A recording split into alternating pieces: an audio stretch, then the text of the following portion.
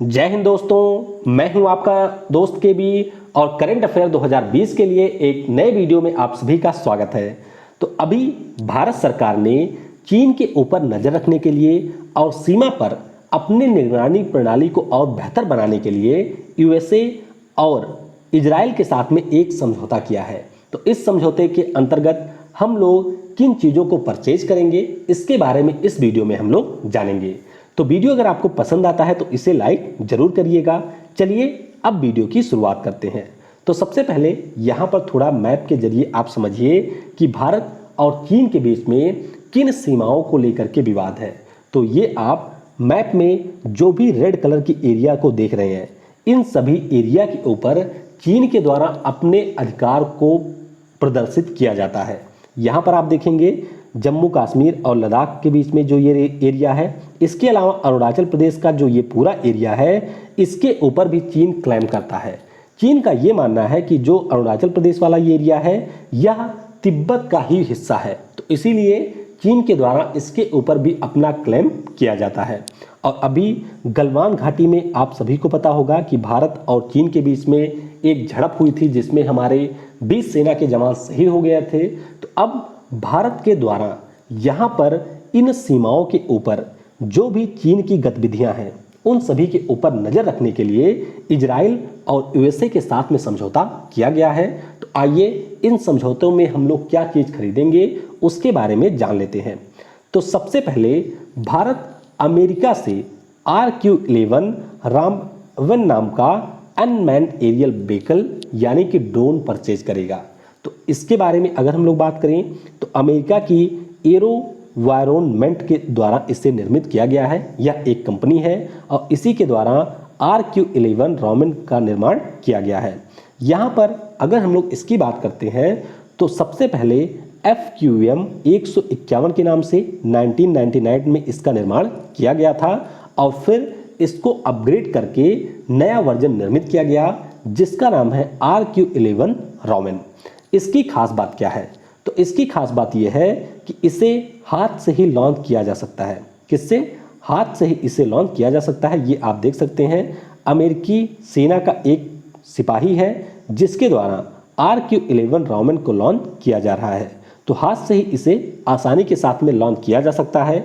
उसके बाद में कंप्यूटर की सहायता से इसे मॉनिटर भी किया जा सकता है।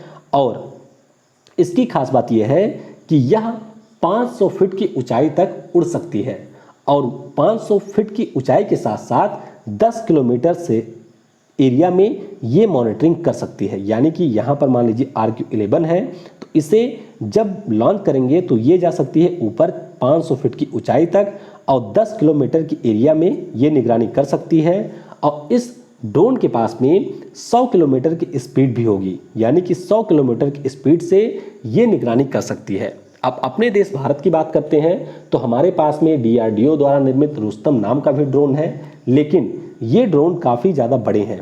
और यहाँ पर अगर हम RQ-11 की बात करते हैं तो ये साइज में छोटे हैं, इसीलिए आसानी के साथ में भारत के द्वारा जो भी हमारी विवादित सीमाएं हैं, जहाँ पर निगरानी की बहुत ही ज़्यादा आवश्यकता है, उन सभी पर RQ-11 के द्वारा निगरानी की जाएगी।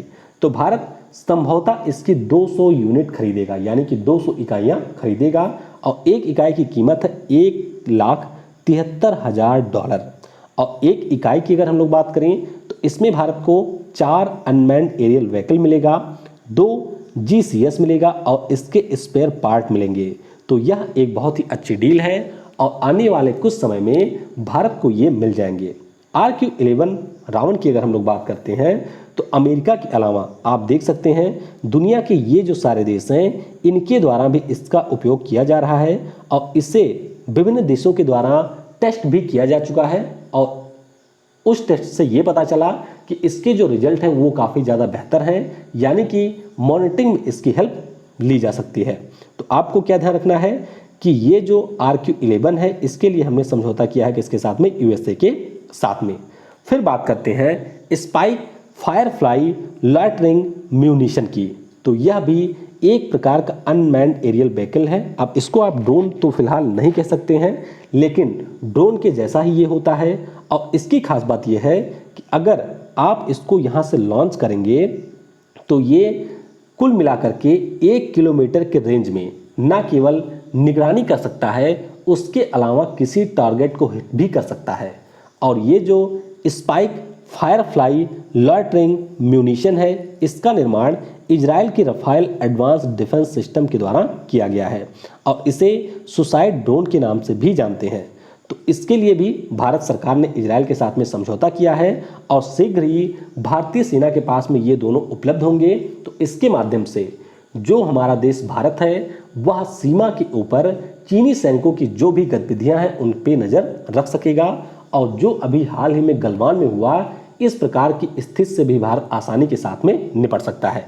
तो आई होप वीडियो आपको पसंद आया होगा।